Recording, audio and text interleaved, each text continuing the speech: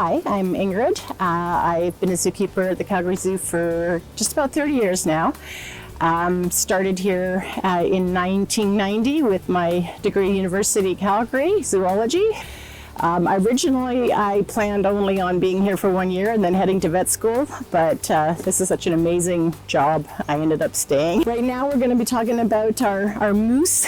I am primarily a hoofstock keeper. It's always been my main focus and interest, and moose are one of the animals I take care of. We have two. Their names are Aspen and Maple. Maple is the one closest to us, and Aspen is the one a little bit further away. The way you can tell them apart is Aspen is a little darker, and she has a smaller bell. And the bell is the dewlap, the hanging flap of skin under their jaw, and it varies from animal to animal, male to female in size. There's no rhyme or reason really for how big it gets. Maple just happens to have a larger one, and she's a bit lighter in color, and that's how we can tell them apart.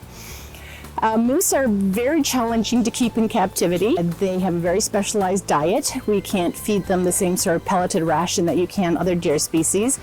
They exist primarily on browse, so a main job for a zookeeper taking care of moose is to haul in armloads and armloads of browse and put it out every day, and then take the stuff that they've eaten back out. They will eat the buds, the leaves if there are any, and they'll strip the bark off of it. So moose are not endangered.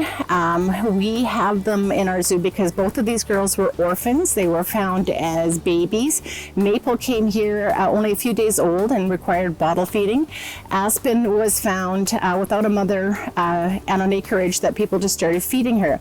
So they came here for the specialized care they need, but because of their early exposure to humans, they were not suitable for release back out into the wild, and that's why they live here in our zoo as ambassador animals to educate people about moose. One thing people don't realize is moose don't graze. If you look at them, you'll see they're really long legs and very short necks.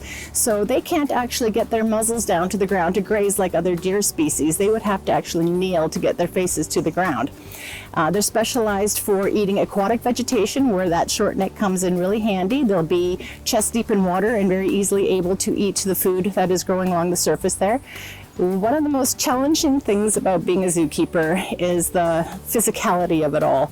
It's much harder work than people expect when the climate or the weather doesn't be conducive to physical labor. If it's too hot or too cold, it can also be very challenging and difficult to do your job properly.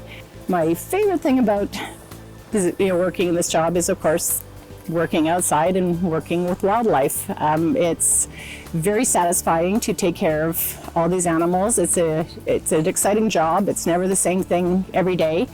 And of course, it's nice to know that you're doing your bit for conservation.